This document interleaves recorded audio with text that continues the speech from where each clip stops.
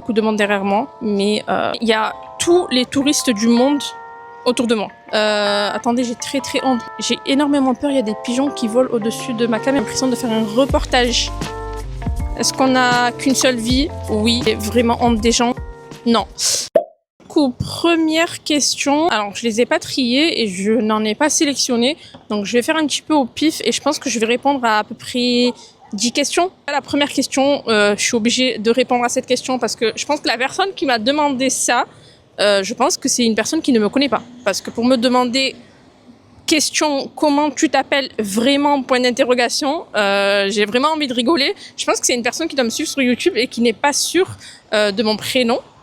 Mon prénom, bien évidemment, je m'appelle Safa, S-A-F-A, il n'y a qu'un seul A, mais c'est vrai que pour ma chaîne YouTube et sur mon compte Instagram, vous avez 2 A, parce qu'en fait, je trouve que mon prénom est beaucoup trop court, donc je sais pas, j'ai rajouté un A après mon dernier A, donc normalement, ça s'écrit S-A-F-A. On va rester quand même dans le thème. C'était pourquoi tu as appelé ta chaîne YouTube Comment Safa.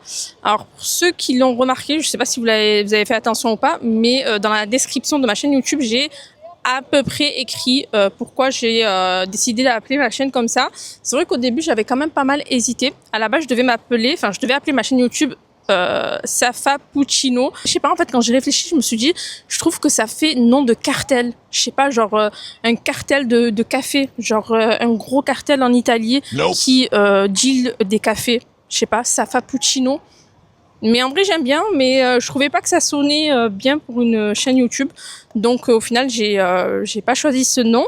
Et au final, Comment Safa, ça s'est réfléchi avec mon cousin pour le nom, et je sais pas, on s'est dit qu'il fallait qu'on fasse quelque chose quand même de marrant et qui marque un petit peu, et aussi surtout parce qu'en fait, comme je l'ai expliqué, un jeu de mots, parce qu'en fait depuis genre des années, depuis que je suis plus jeune, etc., on a eu tendance à des jeux de mots par rapport à mon prénom, Safa, genre Safart, Safa bien, Safa comment, enfin bref, plein de jeux de mots, et souvent ce qui revenait c'était Safart et Comment Safa. Genre ça, je l'ai eu toute ma vie. Genre à chaque fois que je donnais mon prénom quelque part, Comment Safa. Enfin, marrant, voilà. Mais c'est vrai que des fois, ça pouvait être gênant d'avoir ce genre de jeu de mots. Et je me suis dit en fait, pourquoi pas appeler ma chaîne YouTube Comment Safa. Et voilà, d'où est venu le nom de ma chaîne YouTube.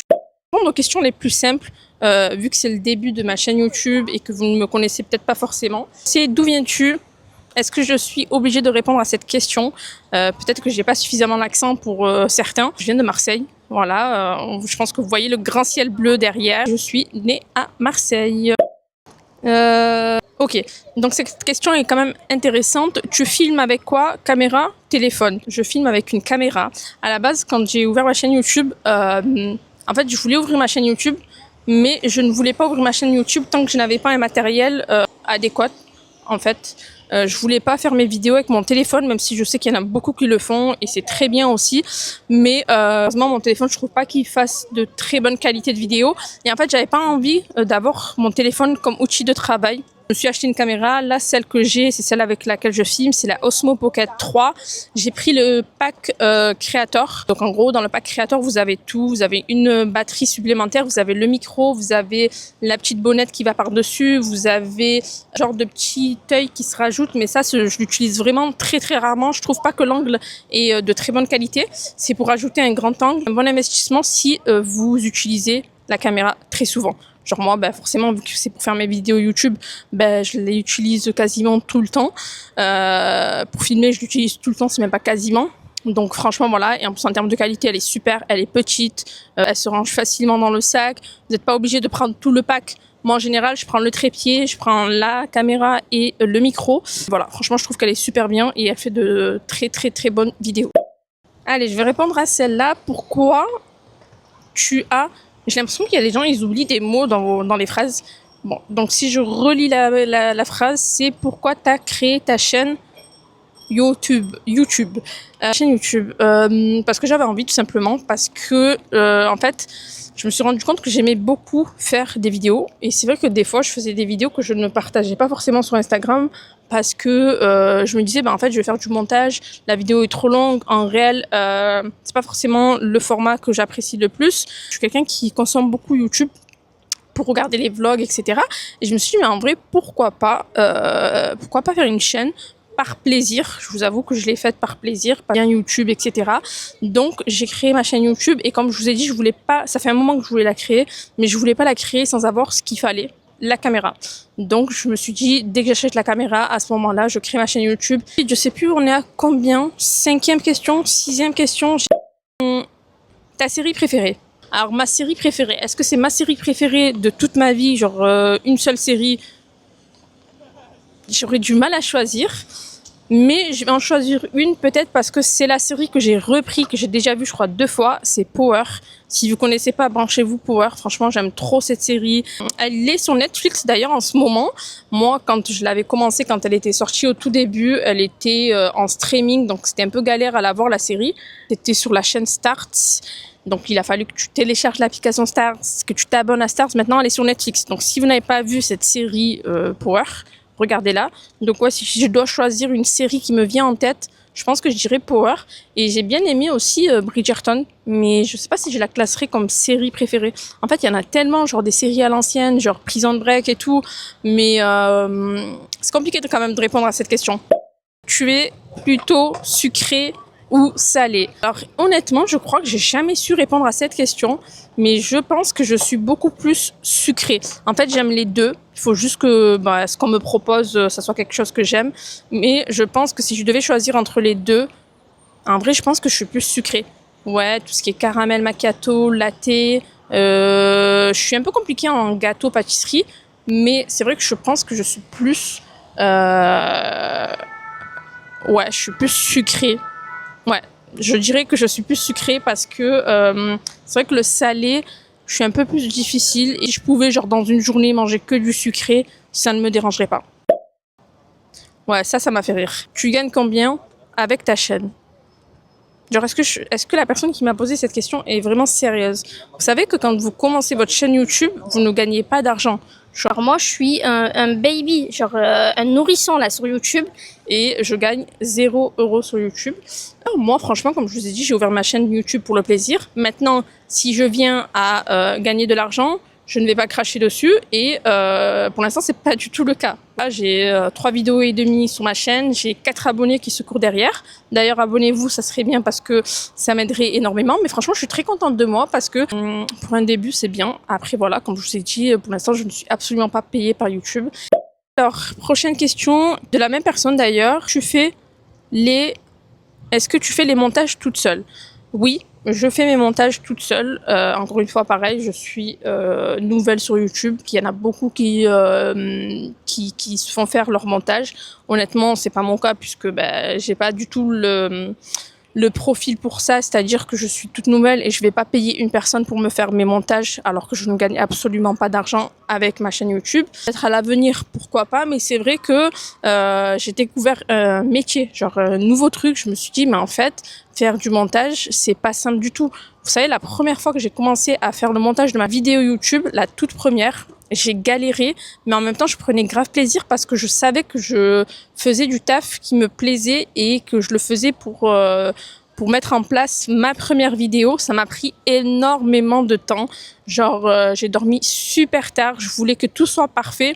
Je sais que c'est pas la plus belle vidéo YouTube. Je sais que c'est pas les montages de ouf. Pour ma première vidéo et même jusqu'à présent, hein, mais je trouve que je m'en sors plutôt bien, je fais avec mes moyens et voilà, franchement je kiffe, même si c'est vrai que ça prend énormément de temps de devoir faire la miniature, de devoir faire les coupures, de rajouter les textes, de rajouter le son, de découper au bon moment. Des fois, quand vous avez des sons à l'arrière qui ne veulent pas paraître en vidéo, il faut les... Bref, c'est vraiment du taf. Et ça, honnêtement, avant que je commence ma chaîne YouTube, je savais que c'était quand même du taf de faire des montages, mais je ne pensais pas que c'était autant de travail, autant de temps, parce que genre tu te dis en 1 heure, ouais vas-y je vais faire un petit montage, pas du tout. Genre en 1 heure, t'as à peine le temps d'ouvrir l'application, de trier tes fichiers, de trier les bonnes captures, etc. que en fait t'as déjà 1 heure qui est passée. Donc ouais, ça prend énormément de temps. Et oui, pour répondre à la question, je fais mes montages toute seule. Enfin, je la trouve assez intéressante parce que ça parle un petit peu de moi et de ma façon d'être. Est-ce que tu es timide de te filmer en dehors. Donc en gros, je pense que la personne a voulu dire est-ce que je suis timide quand je me filme à l'extérieur. Je vous avoue que la première fois que j'ai sorti ma caméra, je me sentais très gênée. Alors que j'ai l'habitude de me prendre en photo toute seule, j'ai l'habitude de faire des vidéos, etc. Mais quand t'as la caméra, c'est pas pareil. Genre là, ce que je suis en train de faire actuellement, c'est que vraiment, j'ai atteint un niveau de déblocage que je n'aurais pas pu faire auparavant. Genre là, je suis seule, j'ai posé ma caméra, je suis en train de me filmer et j'ai un micro à la main. Donc, je pense que le fait de faire des vidéos seule, de sortir seule, etc., ça m'a débloqué quelque chose que je ne faisais pas avant. C'est-à-dire que j'étais timide de me filmer, même jusqu'à présent, là, je suis un petit peu mal à l'aise quand il y a des gens à côté de moi. Mais en vrai, je me dis, mais pourquoi je devrais être mal à l'aise alors qu'en vrai, je fais rien de mal. Je suis juste là avec ma caméra, je demande rien à personne. Et puis, est-ce que c'est des gens que je vais peut-être recroiser un jour ? Non, je ne pense pas.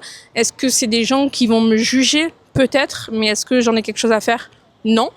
Donc, en vrai, quand tu réponds à toutes ces questions et que tu te dis, en vrai, tu t'en fous, je pense que tu débloques quelque chose et au final, tu fais ce que t'aimes. Et donc voilà, moi, en vrai, au début, oui, c'était compliqué, mais maintenant, franchement, easy. Même s'il y a des moments où c'est encore un petit peu compliqué, en fait, d'avoir la caméra à la main, je pense que je supporte plus d'avoir la caméra posée et de parler que d'avoir la caméra et de marcher en même temps que je parle.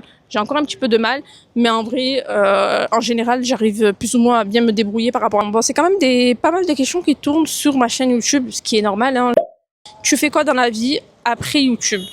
Donc, en dehors de YouTube, je travaille. Si vous avez vu mes vidéos précédentes, je pense que vous l'avez compris dans quoi je travaillais, parce que je le dis. Et pour ceux qui n'ont pas vu mes vidéos précédentes, je travaille en crèche. Je suis APE en crèche. Et chose qui n'a absolument rien à voir avec la création de contenu. C'est vraiment deux métiers différents. C'est mon travail de base. Donc, c'est pour ça aussi que quand je vous dis que... le fait de travailler et de faire des vidéos à côté de ça, c'est vraiment très prenant parce qu'il faut réussir à avoir le temps de faire les deux. Après, c'est pour ça que je vous ai dit que moi, je fais vraiment ça pour le plaisir. Mais c'est vrai que si je veux garder la cadence de faire une vidéo le mercredi et une vidéo le dimanche, il faut vraiment que je m'organise au maximum pour faire les vidéos, pour tourner les vidéos, pour les poster, etc. Donc voilà. Donc si des fois, vous voyez qu'il y a des vidéos qui sautent dans la semaine, c'est soit parce que j'ai pas réussi à charger la vidéo, ou soit parce que j'ai pas eu le temps de terminer le montage. Chose qui est normale quand tu travailles en 35 heures par semaine et que t'as pas forcément le temps et que des fois t'es fatigué et que t'as pas envie. Est-ce que... Ah ouais, elle est trop drôle. Ça, je pense que... trop drôle. Est-ce que les gens que tu connais te soutiennent pour la création de ta chaîne YouTube? Oui, franchement, oui. J'ai très peu d'amis, j'ai très peu de personnes qui m'entourent. Mais les seules personnes le font déjà suffisamment très bien et ça, je suis très contente dès le début. Encore une fois, franchement, je suis pas quelqu'un qui va dire aux personnes vas-y, partage ma chaîne YouTube. Non, moi, je fais les choses. Si les personnes kiffent, si les personnes aiment, elles viendront de elles-mêmes. Après, oui, c'est sûr qu'il faut quand même se faire de la pub à soi-même. Parce que les gens ne vont pas découvrir ma chaîne YouTube en claquant des doigts. Mais oui, les personnes qui m'entourent me soutiennent et ça, je suis très contente. Franchement, quand tu commences au tout début, forcément, t'as pas beaucoup de vues, t'as pas cette interaction que tu pourrais avoir. Le fait d'avoir déjà quelques likes, quelques commentaires et des vues de personnes qui m'entourent, ça me motive un peu plus à faire plus de vidéos. Ceux qui ne m'entourent pas, pour ceux qui ne me connaissent pas, n'hésitez pas à faire pareil parce que faut savoir qu'en fait, ça je le savais déjà de toute façon, c'est pareil pour Instagram. Quand vous likez, quand vous partagez les vidéos, en fait les personnes qui insistent et qui vous disent partagez la vidéo, likez la vidéo, commentez, etc. Vraiment, c'est pas genre des blagues. Ça aide énormément la visibilité de la vidéo. Et ça fait monter la vidéo et ça permet à d'autres personnes qui ne sont pas abonnées à ta chaîne, qui ne connaissent pas ta chaîne, de découvrir ta vidéo et ça rapporte des vues. Et c'est tout ce qu'on veut. Voilà. Après, encore une fois, moi je dis que si la personne apprécie ce que je fais, elle va venir de elle-même. Moi, je suis pas du genre à forcer les gens à regarder mes vidéos. T'aimes, tu regardes. T'aimes pas, tu regardes pas. Prochaine question qui relie un petit peu une question précédente, c'est est-ce que tu galères avec le montage ou à trouver des idées? Alors déjà pour le montage, j'ai déjà répondu que oui, ça m'arrivait de galérer. En fait, ça m'arrive de galérer quand je n'arrive pas à enregistrer ma vidéo parce que je n'ai plus de place sur mon iPad. Ça, c'est un truc qui me rend folle. Deuxième chose qui pourrait m'énerver quand je fais du montage, enfin, c'est même pas trop en lien avec le montage, mais c'est quand je veux charger la vidéo sur YouTube, une galère, que genre ça met 1000 ans et que après la page se ferme, etc. Ça me fout la haine. Mais en soi, pour le montage, je vais pas dire que je galère, c'est juste que ça me prend énormément de temps. Voilà, mais en soi, de là à dire galérer, franchement ça va pour l'instant, je me débrouille plus ou moins bien. Après c'est vrai que j'aimerais bien beaucoup plus m'améliorer, découvrir de nouvelles choses. Mais est-ce que je galère pour les idées? Non, pas forcément, parce que j'en ai plein en tête que j'aimerais faire, mais après il faut avoir le temps et avoir la possibilité de les faire. Mais en soi j'ai plein d'idées en tête, donc non je ne galère pas, j'ai juste besoin de temps et de temps. Voilà, pas à trouver des idées parce que j'ai un bloc-notes là sur mon téléphone avec plein d'idées vidéo que je dois faire. Mais voilà, faut vraiment absolument du temps pour les faire. Je pense que je vais terminer avec une dernière question et je pense que je vais terminer avec l'une des meilleures questions. Ta meilleure boisson, point d'interrogation. Encore une fois, je pense que la personne qui me pose ça ne me connaît absolument pas ou ne regarde pas suffisamment mes stories sur Instagram parce que je pense que toutes les personnes qui me connaissent savent d'emblée quelle est ma boisson préférée. Bien évidemment que ce n'est pas l'eau, mais c'est le café latte. Ma vie, ma base, ma boisson, voilà, le café latte. Je pense que vous le voyez de toute façon dans mes stories, vous le voyez même sur mes shorts YouTube, j'essaie d'en poster beaucoup plus. Voilà, le café latte, je ne sais pas à quel moment cette passion m'est venue dans ma vie, mais voilà, franchement j'aime trop ça. Mon rêve, ça serait d'avoir une machine de ouf qui fait des cafés de ouf pour préparer des cafés latte de ouf. Même si avec ma petite machine, j'arrive déjà à faire des choses qui sont pas mal. Mais je vous avoue que je pense que mon rêve, si un jour vous devez me poser une autre question, quel est ton rêve? Je pense que ça serait d'avoir une machine à café de dingue. Mais surtout d'avoir un coin café où je pourrais préparer mes boissons, faire des trucs de fou. Du coup, voilà les amis, c'est la fin de cette vidéo. Ouais, j'espère que les vous avez gars. apprécié cette petite FAQ. Je vous avoue que je n'ai pas compté le nombre de questions. J'espère qu'il y en aura suffisamment pour cette première vidéo. Je pense que je ferai une partie 2, pas tout de suite, mais plus tard. Et j'espère surtout que vous allez m'entendre, étant donné que là, il y a quand même pas mal de vent. J'ai quand même mis la bonnette histoire d'être couverte du vent. Abonnez-vous, likez la vidéo, laissez-moi un petit commentaire et surtout prenez soin de vous. Et moi je vais vous montrer quelques petites images de la vue que j'ai et du beau temps qu'on a ici à Marseille. Je vous fais de gros bisous et à très vite pour la prochaine vidéo.